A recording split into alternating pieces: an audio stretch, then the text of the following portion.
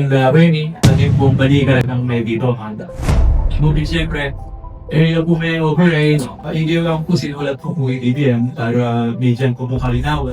Reply niya po yung DBM at favor naman po king kanakong inquiry ing pegiba na po ng DBM kata. Kailangan sa isang storya buo. Hindi pwede yung andiyan king chapsuy kulang yang meto nga sa hug manyaman buo solid ditang kayang-kaya in datang na. Pero let us just be honest in all our endeavors sa governance, no? They wanted to wrong me. Sa bayan ng Magalang, Pampanga, isang developing na usapin ang unti-unting humuhulma sa harap ng publiko. Nagsisimula ito sa budget, isang dokumentong tila technical sa papel, pero sa realidad, ito ang nagdidikta kung sino ang may galaw at kung sino ang limitado. Kaya na po nitang veto message na pong nagkakatamang LCE. Siyempre po may pisasabihan po king SB na i-override dya. Mupine po may override. Uling sasabihan da, rating majority na gusto yung mayor yung gagawa na. Though may ka-manifestation siya po yung Attorney Coco na ating mapilan na yan naman gusto karetang may veto. Sa pagpasa ng 2026 municipal budget, ilang bahagi ang nabito. Kabilang dito ang pondo para sa opisina ng Vice Alcalde, partikular ang kanyang mga tauhan at ilang operational expenses. Dito na pumapasok ang tanong, hanggang saan ba ang kapangyarihan ng pagbito? Legal naman pa nga veto din ang although kailangan lang po kalupa po ratang staffing for all SB members po sana. Ngayon po retang akakit kung may veto po na ala naman item, apin po itang OMOOE, other maintenance and other operating expense na ala naman po mga nito, other maintenance and operating expense mo po ito pong kanakalagay. Hindi nagtagal, lumapit si Vice Mayor Eller Pecson sa Department of Budget and Management o DBM Region 3 upang humingi ng paglilinaw. At sa kanilang sagot, malinaw ang ilang punto. Una, ang veto ayon sa batas ay para lamang sa mga item na talagang nandyan sa aprobadong ordinansa. Ikalawa, hindi pwedeng bawasan lang ang halaga ng isang item. Ang kapangyarihan ng ehekutibo ay pumili, aprobahan o tanggihan, pero hindi baguhin dahil ang pagbabago ng halaga, trabaho na yon ng lehislatura ng Sangguniang Bayan. Anya ako po, mag-inquire ko pong kayong pampasarili ko, mag-inquire po kayong DBM tungkol po kayong pisabi na ini at ngayon po may reply niya po yung DBM at favor naman po kayong kanakong inquiry yung pegiba na po ng DBM kaya ba? Kung ang isang item ay wala sa final version, wala rin pwedeng i-veto. Sa madaling salita, hindi mo pwedeng tanggihan ang isang bagay na hindi naman ipinasa. Sa mas simpleng paliwanag, hindi pwedeng sabihing okay ang proyekto pero kalahati lang ang budget. Dahil kapag ginawa ito, parang isinulat muli ang batas at iyon ay lampas na sa kapangyarihan ng nagbito. Para sa DBM, ang ganitong hakbang ay maaaring ituring na invalid o lampas sa otoridad. Pero tulad ng maraming developing na kwento, hindi dito nagtatapos ang usapin. From Department of Budget and Management, Madam Rosalie Visandes, while we have provided our opinion, we suggest seeking a more authoritative stance from the Department of Interior and Local Government. Ay, po niya, very clear. Ngunit sa loob mismo ng komite, may mga tanong ding ibinato. May ilang miyembro na nagsabing ang DBM ay nagbibigay lamang ng opinyon. Hindi ito ang ahensyang nagpapatupad o nagbibigay ng pinal na interpretasyon sa ganitong usapin. Kasama rin ito sa sagot ng DBM kay Vice Mayor Eller Pecson. Reply ka po, bigyan tayo. Where do you finish this po? Just now. Ayan. So that it would be form part of the record, pati pa itang sulat ng Vice.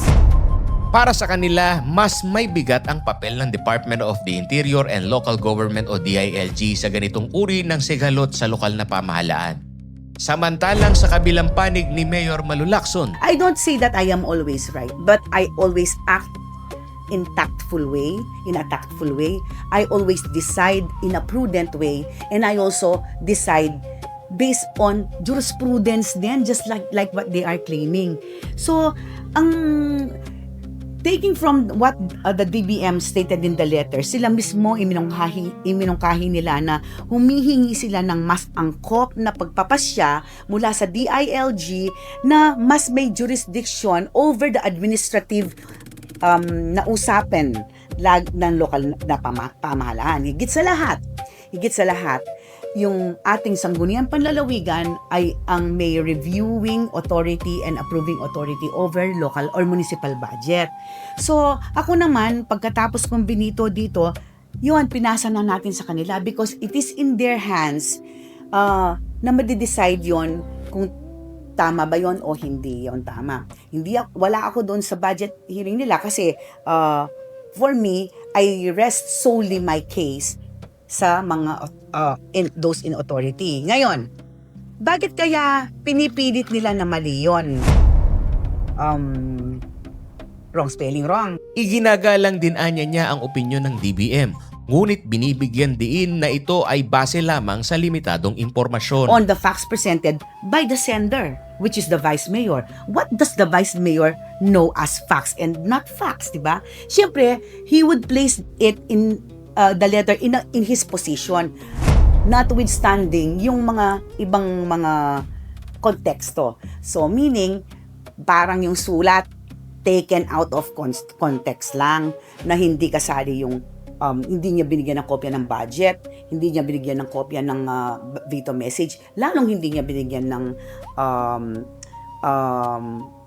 ordinance, budget ordinance. So, although talagang I respect and I acknowledge BBM's position, no, yung information, pero based on the position, information rendered to them, based on the position rendered and presented to them.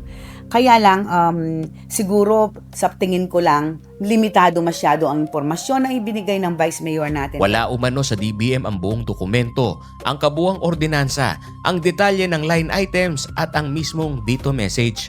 Kaya para kay Mayor Lacson, ang naturang opinyon ay advisory at hindi pa pinal. Manungkulan na itong bilang mayor ang po pang Vice Mayor, kailangan dapat ating convergence yan. Tamo mig-veto nung sobra-sobra.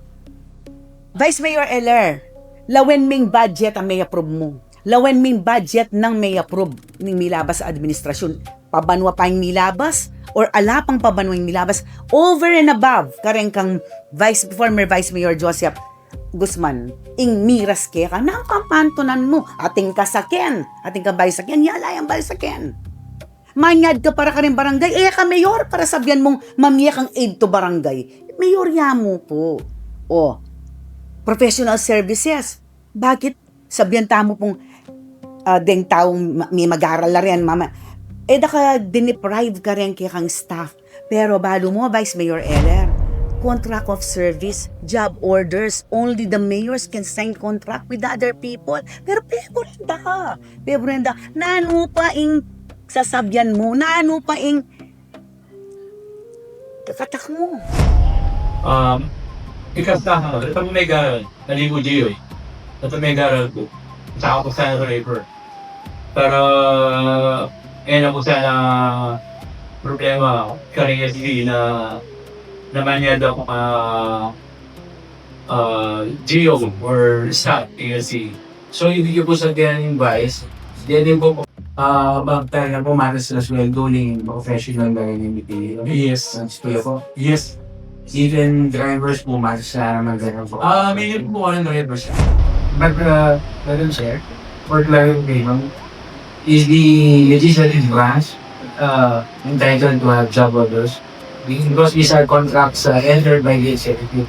It is only the executive who entered the contracts on job orders on marang hindi katawag yung legislative. Kumbaga, hindi na nakanamon papakaranakan yung executive. Sa ilalim ng batas, ang huling pagsusuri ang mas malalim at mas kontekstual at kung saan sa bawat pirma at bawat veto nakataya ang direksyon ng pamamahala. Sa ngayon, nananatiling developing ang kwento. Dahil sa politika, lalo na sa lokal na antas, ang bawat detalye, bawat interpretasyon ay maaaring magbago ng buong naratibo.